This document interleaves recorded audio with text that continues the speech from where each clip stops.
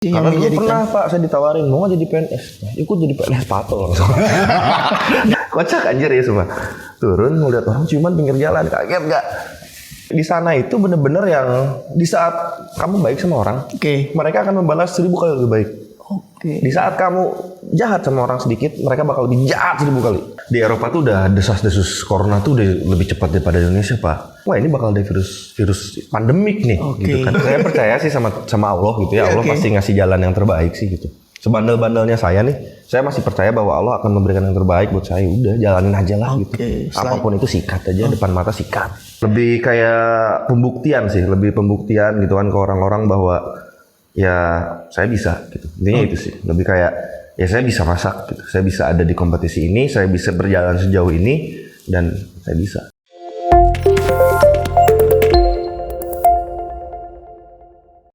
Assalamualaikum warahmatullahi wabarakatuh. Salam sejahtera untuk kita semua. Apa kabar kawan-kawanku, sahabat-sahabatku di luar sana?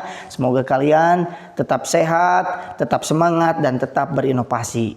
Kembali lagi bersama saya Ihsan. Kita kedatangan tamu yang sangat luar biasa. Beliau adalah seseorang anak muda dari kota Sukabumi yang sudah mengharumkan namanya di luar sana. Dan tidak asing lagi di kalangan masyarakat Indonesia dan khususnya untuk di kota Sukabumi ini. Oke, ini dia. Bang Adit. Halo, Assalamualaikum semuanya. Anjir serius amat ini.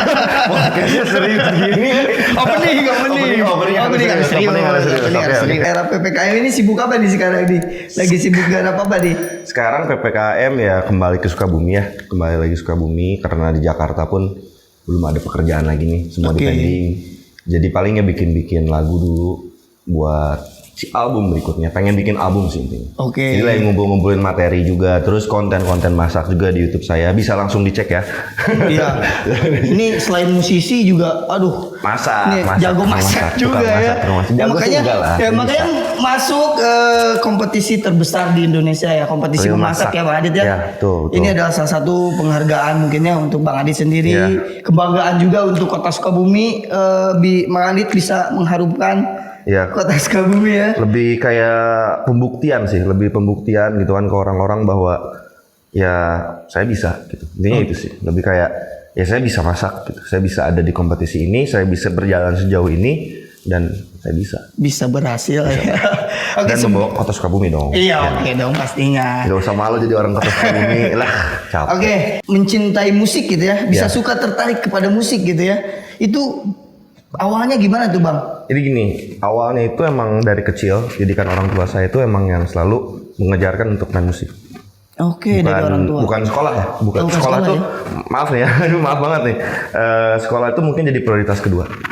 Pada masanya zaman SMP, SD, SMP, SMA tuh emang yang di saat ada job untuk main, saya dari kecil udah ngejob. Dari SD itu udah main. Dari SD udah di kafe, udah di pernikahan, di wedding tuh udah dari SD. Dari situlah mulai kayak terus didalemin terus, kayak orang tua pun support banget ya.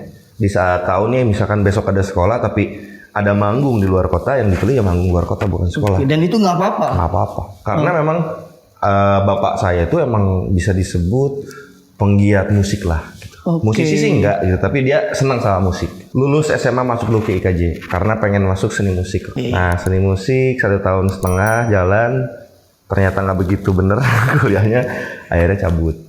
Selesai lah di situ. Ya selesai di situ. Nyari beasiswa lah waktu itu. Dikasih kayak ada link nih beasiswa, mau nggak berangkat ke Slovakia waktu itu. Bahasa Inggris pas-pasan Pak saya. Waktu itu kebetulan lagi ada pembukaan beasiswa untuk ke Slovakia dari pemerintahan Slovakia. Itu sekitar tahun 2012 ada pembukaan, saya coba masukin apa sih kayak CV gitu ya, interview berkali-kali. Ya alhamdulillah itu dipanggil, akhirnya berangkat lah. Jurusan apa tuh Bang di sana Bang? Jadi waktu berangkat ke Slovakia itu awalnya sebenarnya kita itu dikasih pilihan setelah kita lulus dulu nih sekolah bahasa. Saya dikasih waktu 6 tahun untuk stay di Slovakia.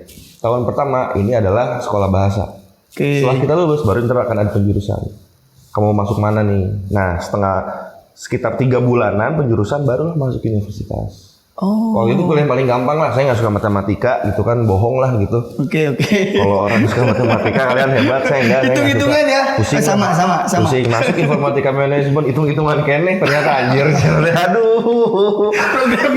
Programming ya. Informatika ternyata iya programming Kan ternyata hitung-hitung kan. Aduh, cair anjir kan kieu nya. Salah juga tuh Bang. Salah.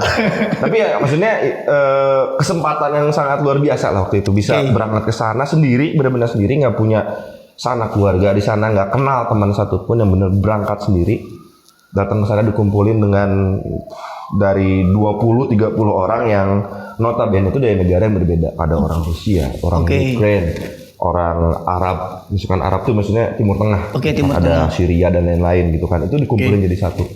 Nah di situ benar-benar kayak pengalaman baru sih. Sumpah itu kayak pengalaman baru, datang ke sana. Bahasa Inggris pun masih yang pas-pasan. How are you, UMA kayak gitulah, masih standar banget. Dipaksa untuk bisa bahasa Inggris karena berkomunikasi. Dan yang lebih parah di sana nggak ada yang bisa bahasa Inggris kecuali teman-teman komunitas. Oh, berarti bahasanya bahasa Slovakia. Setahun belajar bisa cuman kayak saya kamu kayak gitu doang. Karena emang susah banget Pak, susah banget. Bahasa Slovakia itu salah satu bahasa tersusah di dunia. Bisa dicek di Google. Bisa Slovakia cek. itu. Slovakia itu Slovak language itu paling kedua tersusah di dunia kalau nggak salah. Itu emang ribet, banyak banget grammar dan lain-lainnya. Ya udah dipaksa terus ngeband juga tetap jalan di sana. Alhamdulillah udah tur Eropa juga sama band yang di sana. Udah beberapa negara udah dilaluin. Masuk dapur. Jadi selama masuk ke Slovakia itu harus belajar dulu bahasa di sana, Bang. Iya, menyesuaikan. Harus karena di sini nggak ada yang buka. Di seluruh dunia tuh nggak ada yang buka kursus bahasa Slovakia. Biasanya kan yang umum tuh bahasa Inggris ya. Tapi di sana nggak bisa. Nggak bisa. Karena di sana lebih, Slovakia ini dulunya adalah komunis sosialis kalau nggak salah ya, mohon maaf nih. Komunis sosialis, dan di sana itu emang orangnya pride dengan bahasa mereka sendiri. Mereka tuh lebih bangga di saat ada orang yang bisa berbahasa mereka. Akan sangat dihormati, bener-bener kayak kami bisa ditraktir gitu makan. Saya berkali-kali kayak gitu ketemu nih sama orang di bar, terus do you speak Slovak? Yes. Ngobrol pakai bahasa Slovakia, bayarin, makan, minum, bayarin. Mereka bangga, mereka ada rasa wah bahasa kayak gini lah. Misalkan kita kan orang Sunda ya. Ada pendatang nih misalkan dari daerah timur atau misalkan dari Sumatera datang ke sini terus diajar pakai bahasa Sunda. Bisa bangga kan kita. Wah, sok di orang kayak orang pangmayarkan gitu kan. Kayak gitu sama aja sih sebenarnya. Berarti selama di sana benar-benar bersosialisasi, beradaptasi sendiri gitu Bang ya. Sendiri. Dari Indonesia sendiri. Pelajar itu hanya ada 2 orang waktu itu. Satunya orang Papua. Dia udah hampir semester akhir. Nah, yang keduanya saya. Bisa berkuliah di sini, wah itu salah satu prestasi juga, Bang. Gila sih itu, gila. Itu nggak bisa bahasa Slovakia. Kita belajar. Iya, belajar di sana. Kan nggak gampang gitu ya. Belajar di sana bener-bener ngelihat terminal itu kan bukan terminal kan, Zastavka misalkan. Akhirnya naon gitu kan. Luak liuk. Bingung. Terus kan ada culture shock. Ya kan saya 19 tahun tinggal di Indonesia di Sukabumi, gitu kan mentok-mentok di Jakarta kuliah. Iya, siap. Datang ke Slovakia, turun nih. Kocak anjir ya semua. Turun ngeliat orang ciuman pinggir jalan, kaget gak? Begitu terbukanya. Orang ciuman pinggir jalan. Perpisahan gitu kan namanya di halte gitu ya, di stasiun. Orang mau pisah-pisah gitu kan. Pelukan, ciuman. Oh, astagfirullah, kaget Pak, kaget. Anjir, habis itu kaget ya. Oh, naon nih. Anjir, ini udah kemana? Keras kieu ya. Secara kan orang putra daerah gitu. Ngelihat begitu mau diliatin geunah gitu. Ditinggalikeun sih dicarekan gitu. Udah kumaha pusing. Jadi awal-awal pusing. Awal-awal itu sangat kayak culture shock itu kerasa banget di situ. Berbeda banget ya dengan di kita. Berbeda, bebas banget di sana, benar-benar bebas. Parah. Pertama kali masuk ke universitas, kan otomatis yang dipelajari informatika, manajemen itu yang Bang ya. Nah, tapi bisa tetap ngeband itu di sana gimana tuh? Emang ketemu dengan teman-teman apa emang sebelumnya udah punya teman di sana, Bang? Ini jujur ya, ini jujur. Saya peminum lah bisa. Tahu lah semua orang saya peminum. Jadi waktu sampai ke sana karena jauh dari orang tua. Oke. Terus kayak yang wah nggak punya saudara, nggak punya Oke. teman, nggak punya gini. Gimana nih bagusnya gitu kan? Ya udah deh ke bar minum gitu. Oke. Terus ada beberapa kumpulan orang di sana. Kebetulan juga ngedengerin lagu metal Oke. gitu kan. Lagu metal Satu bener-bener genre nih. dari HP kan nggak ngerti bahasanya pokoknya dengerin lagu metal. Intinya sih saya yakin nunjukin orang teh ingin ben ya kieu gitu. Oke. Tapi nunjuk gitu kan. Pede aja, saya pede nyamperin langsung. Oh, Saya nyamperin. Suka musik keras pakai bahasa Inggris kan. Suka musik metal juga. Lu siapa? Kayak gitu. Orang sana kan keras ya. Lu siapa? Oh enggak, saya juga lagi nyari band nih. Nggak percaya Asia kan. Di sana emang kurang percaya lah sama Asia. Bisa main apa? Drum. Ada videonya nggak? Oke. Pasti lihat langsung. Oh, dengan percaya diri ya. Percaya diri nih. Saya punya videonya main drum. Ya udah besok audisi. Ya di situ kerennya gitu. Jadi kalau misalkan mau ngeband di audisi dulu. Satu personilnya di audisi. Di audisi lah. Ya udah nih bawain lagu cover waktu itu. Akhirnya wah cocok nih. Gitu. Akhirnya udah tukar-tukaran kontak kayak yang lebih dekat akhirnya di deklarasi lah 2013 bikin band. Oke. Sampai sekarang masih jalan sih alhamdulillah. 2013 ya. 2013. Itu selang berapa tahun setelah tinggal di Slovakia tuh? Enggak sampai setahun. Nggak sampai setahun. Nggak sampai Tapi setahun. udah bisa bahasa Inggris waktu itu. Oh, masih Inggris Komunikasi ya? pakai Inggris. Secukupnya. Cukupnya. Bahasa Slovakianya masih kayak yang good morning kayak Oke. gitu-gitu lah masih standar. Masih yang penting mereka juga ngerti Ya, gitu ya. mereka ngerti. Yang penting mereka ngerti dan tapi kalau komunikasi segimana mungkin aku awal tuh pasti pakai bahasa Inggris. Oke, tapi mereka itu sama mahasiswa di kampus tuh, Bang. Enggak, beda. Orang luar aja. Orang luar. Random aja gitu. Jadi sendiri tuh datang main tuh Iya. ke bar. Iya, Terus sendiri. tiba-tiba denger. Denger musik metal saya samperin. Oke. Emang udah gila jadi. Emang. Ih kalau kayak gitu kan gini, saya tuh ngeband tuh dari kecil. Ya, Oke. saya ngeband itu dari SD aja saya udah dari lahir aja saya sudah didendangkan azan gitu kan. Udah Iya, mendengar iya. musik lah kasar lantunan azan tuh menurut saya irama. Iya. Kan irama itu. Dari kecil ya. Dari kecil udah dengerin azan terus main musik dari kecil sampai SMA nih main drum tiba-tiba harus pergi nggak main drum bingung sesuatu Iya. ada yang hilang dong kayak yang anjir ini Ada yang kurang. ada yang hampa gitu Oke. kayak aduh pengen main drum ya udah nekat aja Nekat. nekatnya bodoh amat Ya orang salah ngomong apa. satu berangkat dari Indonesia ke sana pun nekat pasti kan. Nekat, Tinggal sendiri gak punya saudara di sana. nekat gitu. Setelah selang audisi tuh, Audisi band ya audisi band, keterima tuh kan Bang ya. terima Akhirnya di fix jadi drummer jadi drummer di sana. di situ. Langsung dibuatkan nama bandnya. Waktu itu belum sih, kita masih nyari-nyari gitu kan, masih nyari-nyari. Kita baru setelah beberapa bulan kemudian kita masih nyari-nyari nih pengennya apa, jadinya Adelaide. Oke. Ya, awalnya pengennya Adit, anjing kan lagi, anjing, jangan aja kan gitu, mentang-mentang aneh gitu kan Jadi namanya Adelaide. Adit gitu. Udah, it's cool, Edit gitu. Edit, anjing jangan lah, Adelaide aja gitu kan. Tapi mereka sebegitu care-nya gitu ya ketika pertama audisi gitu Bang. Maksudnya gimana? Jadi mereka tuh langsung terbuka gitu ya. Ya mereka Welcome gitu, welcome. gini di sana itu bener-bener yang di saat kamu baik sama orang, Oke. mereka akan membalas 1000 kali lebih baik. Oke. Di saat kamu jahat sama orang sedikit, mereka bakal lebih jahat 1000 kali. Itu bener terjadi. Sering di sana kejadian kayak Sering gitu. ya. Karena kebebasan juga mungkin di Karena sana. Ya. kebebasan dan mereka itu komunis dan sosialis dulunya. Jadi satu sama satu itu sama gitu. Kita bareng-bareng gitu. Kamu memberi, gue bakal memberi lagi. Oke. Itu bagusnya, bukan berarti Indonesia harus komunis nih. Tapi maksudnya bagus itu, sistematiknya bagus. Cuman agak lebih keras aja gitu ya Bang. Keras, keras. Jadi di saat kita nggak kenal sama orang tuh nggak ada tuh kita, itu nggak. Nggak ada. Kayak kita salam sama orang tuh nggak ada. Bebas santai aja gitu. Misalkan saya sama kamu, kita temenan nih, kita jalan-jalan, tempat makan, ketemu orang kita nggak boleh nyapa. Enggak boleh nyapa. Itu nggak sopan malah. Nggak sopan. Itu karena mereka nggak kenal. Oke. Nggak etikanya nggak bagus. Kalau di kita kan harus ya, harus nyapa gitu tanda. Punten. Punten. Kemana sih mangga? Walaupun nggak kenal. Oke gitu. Tinggalannya. Oke. Duluannya. Kemana sih eta?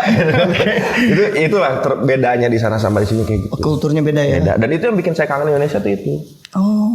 Orang-orang sini ramah. Ramah dari awal. Tapi akhirnya ternyata busuk gitu.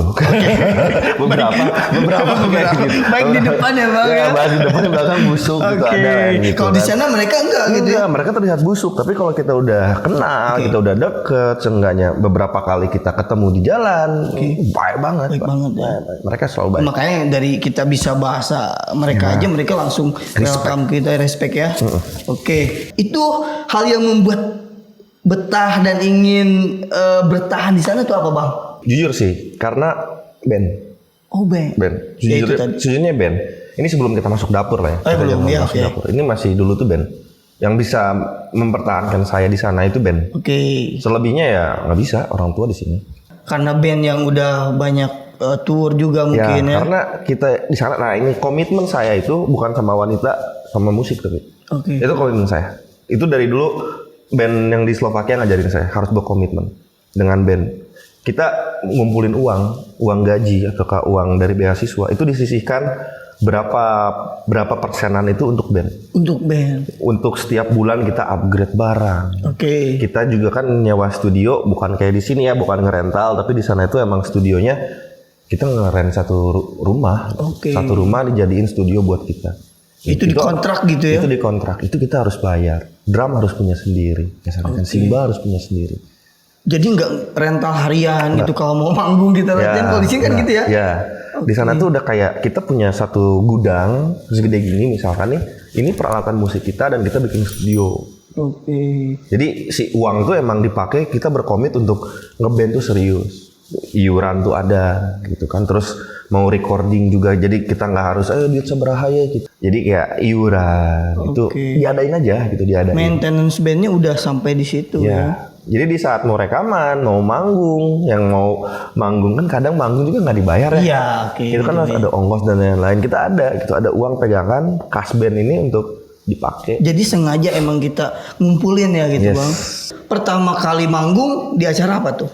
Waduh, pertama kali manggung itu acara 15 tahun salah satu band terkenal di Slovakia waktu itu. Slovakia. Keren sih panggungnya. Ini anjir bar gede banget.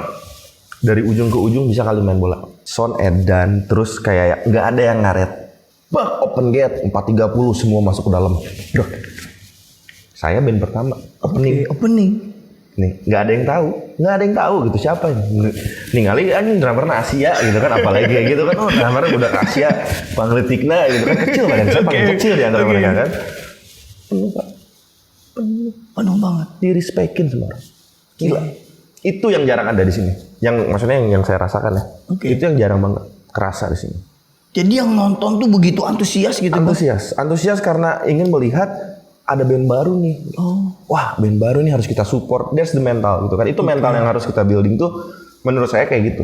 Padahal di situ yang bikin band-band kayak saya waktu itu kan, band waktu muncul pertama kali support edan-edanan dari komunitas musik di Slovakia.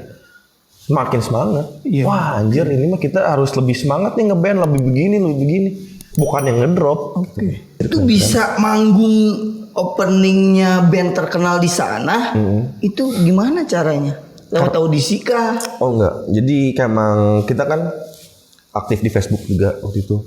Facebook, di sana tuh Facebook lah, Instagram dan lain-lain tuh kurang. Facebook yang paling aktif waktu itu. Kita nyari tempat latihan. Nah, jadi si tempat latihan tuh kayak gedung gini, ruko. Misalkan ini tempat latihan saya, sebelahnya itu tempat latihan band mana lagi. Nah di situ tuh komunitas ini tuh dibikin juga di Facebook itu. Jadi nih saya mau launching album, misalkan saya mau ulang tahun ke 15 tahun band saya, mau nyari band pembuka, nanya aja iseng, kita mau dong, kita tapi belum punya lagu, mau punya gini. Mereka datang ke studio latihan kita, ngeliat, jadi berapa lagu udah punyanya, ada 5. Mainin di depan mereka, yaudah ntar kamu jadi band pembuka ya gitu. Ya semacam di audisi juga dilihat sama dia gitu kan. Tapi kalau audisi kan di banyak ya. Gitu kan. Jadi cuma yang kayak dia datang sambil ngobrol-ngobrol ngerokok. Wah, yaudah boleh ntar jadi aja opening kayak langsung gitu. Iya, bisa kayak gitu. Berarti Bang lu udah ada jalannya banget di situ ya. Alhamdulillah. Saya percaya sih sama Allah gitu ya. Allah pasti ngasih jalan yang terbaik sih gitu. Sebandel-bandelnya saya nih, saya masih percaya bahwa Allah akan memberikan yang terbaik buat saya. Udah jalanin aja lah gitu. Apapun itu sikat aja, depan mata sikat. Nah, ini nih yang harus dipunya. Gak harus dipikirin mateng-mateng gimana caranya, udah maju aja. Dipikirin, tetap dipikirin ya konsekuensinya apa nih kalau kita ngambil nih misalkan kayak ke Slovakia apa nih bakal terjadi, dipikirin juga gitu kan, dipertimbangkan. Tapi maksudnya disikat aja, jangan kayak aduh gimana ntar ya ini saya, aduh gimana ya keluarga saya, gimana ya. Jangan, pikir aja diri sendiri dulu, kalian siap apa enggak. Jangan mikirin gimana keluarga kamu, gimana pacar kamu, gimana teman-teman kamu. No, kamu siap nggak ngaca, kamu mau nggak gitu. Pikirin apa, kalau misalkan kamu berangkat kayak gimana, nggak berangkat kayak gimana, pikirinnya itu aja. Simple. Kalau ternyata jawabannya ya udah, dia di sana juga paling dari nol, nggak punya teman bisa bikin teman. Saya suka kayak gitu. Di sana paling sendiri, nggak punya teman tinggal bikin teman. Nggak punya band tinggal bikin band. Iya. Ya udah gas aja sih, kenapa enggak gitu. Kesempatan nggak datang 2 kali, gas. Tapi pertama kali berangkat memutuskan ya Abang untuk ke Slovakia nih ya, itu orang tua gimana? Jadi ternyata orang tua tuh mungkin udah pusing ngurus saya di Indonesia. Ini bener nih. Udah pusing gitu kan ngeliat, waduh si Adit udah nggak bener nih ini kan. Ya udah, akhirnya mereka memutuskan untuk nyariin beasiswa awalnya tuh. Nggak dapet. Akhirnya udah sini beasiswa mana? Om saya langsung nyamperin. Mau nggak beasiswa? Kemana? Tuh lagi ada pembukaan. Coba dulu aja masukin. Mereka support banget dengan apa yang saya lakukan sampai detik ini. Mereka sangat support. Mereka nggak pernah kayak, maaf sebelumnya, Dit kamu harus jadi PNS. Kamu harus jadi begini ya. Tapi mungkin ada ajakan kayak, kenapa nggak coba jadi PNS? Kenapa nggak begini? Jadi nggak hanya memberikan saran, tidak menuntut ya? Tidak menuntut. Di saat saya ngomong saya nggak mau pengen jadi musisi, oh yaudah didukung. Saya pengen masak, yaudah didukung. Selalu. Ya itu sih hal yang bagus, dorongan dari orang tua Bang Adi sendiri sih. Karena dulu pernah Pak, saya ditawarin mau nggak jadi PNS, ikut jadi PNS pato langsung. Nggak bisa. Biar nggak bisa ya. Nggak bisa. Bisa aja. Canda. Bisa aja. Oke, tapi itu benar-benar harus dibutuhkan keberanian juga ya Bang. Tidak gampang untuk memutuskan kita untuk bisa sekolah di luar negeri dengan sendiri gitu ya. Beradaptasi itu butuh kemampuan yang terbaik. Nah, seterusnya dengan bikin lagu kah? Bikin EP di tahun 2014 nggak salah. 2014-2015 saya kurang ingat. Kita bikin EP 4 lagu, 2 video klip. Jadi tur Eropa itu juga sempat. 2 video klip tur Eropa dan tur Eropa. Tur Eropa tuh kita ya tur Eropa soalnya kita band saya di Eropa gitu kan. Iya, maksudnya tur. Tapi kita keliling beberapa kota gitu ya. Negara. Ke Ceko waktu itu kan. Ke Ceko, terus saya sempat main juga di Austria. Terus di mana lagi ya? Slovakia sih udah banyak. Ya itu sendiri bandnya langsung apa jadi opening juga? Kita dipanggil. Kebetulan kita dipanggil buat ngisiin acara. Main di festival juga udah pernah gitu. Oh di sana? Ya di festival gede lah 2 hari 2 malam kita sempat main juga. 2 hari 1 malam 2 hari 1 malam kita pernah main juga di sana. Salah satu goal sudah kecapai gitu kan, tur Eropa. Tur Eropa bisa. Walaupun bandnya emang di Eropa. Tapi kan gak gampang juga bisa kayak gitu. Ya itu salah satu jalan lah. Dari awal berangkat ke sana juga bisa ketemu band udah jalan Bang. Iya. Setuju. Sampai sekarang masih komunikasi masih sampai sekarang kayak 2019 saya pulang ke Indonesia. Karena masalah visa dan corona masuk. Iya. Ya kan saya nggak bisa balik lagi ke Slovakia nih sampai sekarang. 2019 kayak yang saya ngomong ke teman-teman pamitan tuh cuman yang saya mau pulang dulu paling lama juga 3 bulan 4 bulan. Ya udah ketemu kita makan bareng. Mereka kayak yang udah nyangka saya tuh bakal lama di Indonesia. Saya bilang enggak, paling lama tuh 4 bulan lah. Udah pasti balik lagi ke sini. Band nggak akan saya tinggalin kapanpun. Ya udah pulang ternyata nggak bisa. Ternyata benar kan corona. Mereka di Eropa tuh udah desas-desus corona tuh udah lebih cepat daripada Indonesia Pak. Berarti pas berangkat juga mereka udah tahu gitu ya? Udah tahu, udah ada nih virus corona tuh. Itu tuh udah kejadian di Cina tuh udah membludak dan mereka tuh udah antisipasi luar biasa. Di sana tuh kayak yang wah ini bakal ada virus pandemik nih gitu kan. Gimana caranya kita buat nge-handle itu, mereka udah memikirkan itu jauh sebelum di kita. Saya pulang ke sini masih kalem. Iya. Di sana kita udah mau lockdown nih begini udah ada yang masuk ke Eropa. Di sini masih belum, baru Februari kalau nggak salah masuk sini udah. Saya nggak bisa pulang. Kalau nggak jadi pulang kemarin mungkin nggak bisa pulang ke Indonesia. Nggak bisa pulang ke Indonesia. lebih bingung juga ya. Bingung juga. Jangan Allah emang begitu ya. Beda gitu. Jangan Allah emang begitu ya. Oke, itu sampai pulang. Akhirnya berarti ditinggalin ya, usia sementara. Tapi sampai sekarang mereka nggak nyari drummer. Oke, nggak nyari drummer. Nggak Tapi mereka juga karena pandemi juga nggak ada cara mungkin ya. Sekarang udah mulai. Udah selesai sih. Udah mulai. Udah berapa bulan lalu. Konser, festival, restoran, bar, Mereka apalagi diskotik. Semua udah buka. Mall Udah jalan lagi. Udah jalan, udah nggak pakai masker. Damn, gitu kan. Saat saya ngelihat negara saya sendiri ripuh gitu. Maksudnya ripuh pisan, nanti menangganinya sangat ripuh sekali. Sangat berbeda ya. Sangat beda. Berarti pada intinya belum bisa baik lagi lah ya. Ya, belum bisa. Belum bisa baik lagi. Nah ini kan memutuskan untuk tinggal sementara di sini. Tapi ada keinginan untuk baik lagi ya. Untuk baik lagi sih ada, karena ya itu band saya di sana, band saya ada di sana dan juga ya jujur aja barang-barang saya di sana semua. Saya tuh pulang bawa koper satu doang nih. Dikira cuma 3 bulan, baju secukupnya, celana dalam nyuci lagi gitu kan. Celana 2 siki, bener-bener ada lagi cuma liburan. Karena di sana semua ya. Barang di sana, semua barang saya di sana, di sini udah nggak ada. Kasarnya saya udah pindah 7 tahun. Alat band juga drum mungkin di sana. 7 tahun saya tinggal di sana. 7 Semua barang-barang saya ada di sana. Saya nggak ada barang balik ke sini. Berarti kayak dari nol lagi ya tinggal di Indonesia. Dari nol lagi, dari nol, bener-bener dari nol. Ini nih kasarnya, di sana itu bisa dibilang saya udah jadi co-owner salah satu restoran. Oke. Udah enak nih, udah hidup udah alhamdulillah lah. Pulang ke sini nol lagi, semua tutup, bangkrut dan lain-lain di sana. Balik lagi ke sini, di sini nggak punya apa-apa.